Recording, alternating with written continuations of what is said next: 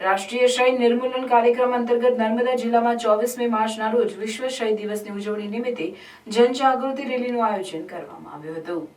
આ વર્ષની theme yes we can and TB commit invest deliver અંતર્ગત ટીબી હારેગા દેશ જીતેગા ઉજવણીના ભાગરૂપે નર્મદા જિલ્લા ક્ષય કેન્દ્ર દ્વારા ટીબી મુક્ત ભારત જન આંદોલન જનજાગૃતિ રેલીની ઉપસ્થિત મહાનુભાવોના હસ્તે જિલ્લા ક્ષય કેન્દ્રના કેમ્પસ ખાતેથી લીલી ઝંડી આપીને પ્રસ્થાન કરાવ્યું હતું। આ પ્રસંગે આરોગ્ય સમિતિના ચેરમેન રશ્મિકાબેન વસાવાએ જણાવ્યું હતું કે 24મી માર્ચના રોજ વિશ્વ ક્ષય દિવસની ઉજવણી કરી ટીબી મુક્ત ભારત વિશે આરોગ્ય કર્મચારીઓએ જનજાગૃતિ વિશે માહિતી આપી અને જનજાગૃતિની રેલી યોજી લોકોને જાગૃત કરવાનો પ્રયાસ કર્યો છે।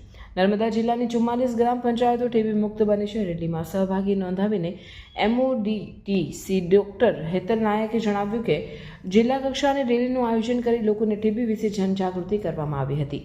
રેલી જિલ્લા ક્ષય કેન્દ્ર નર્મદા જૂની સિવિલ હોસ્પિટલ કેમ્પસ ખાતેથી પ્રારંભ થયેલી રેલી સફેદ ટાવર, સંતોષ ચોકડી, તાલુકા આરોગ્ય કચેરી, ટેકરા ફળિયા, રાજપીપળા ખાતે પૂર્ણાહુતિ થઈ હતી।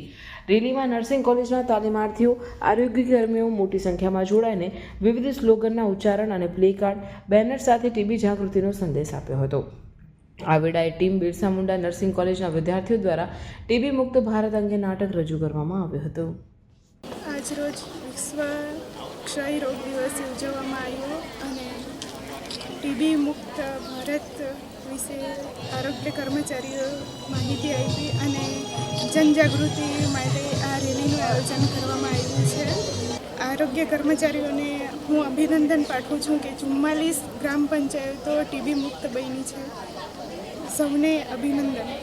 આજે 24 માર્ચ વિશ્વ ટીબી દિવસ નિમિત્તે જિલ્લા કક્ષાની રેલીનું આયોજન અમે કરેલી છે અને આજ રોજ જિલ્લા પ્રમુખ, આરોગ્ય સમિતિના ચેરમેન અને તાલુકા પંચાયતના પ્રમુખ દ્વારા અમે લીલી ઝંડી આપી રેલીનું આયોજન કરેલ છે। લોકોને જનજાગૃતિ, ટીબી વિશે જાગૃતિ મળે એ માટેનું અમે આયોજન કરેલું છે।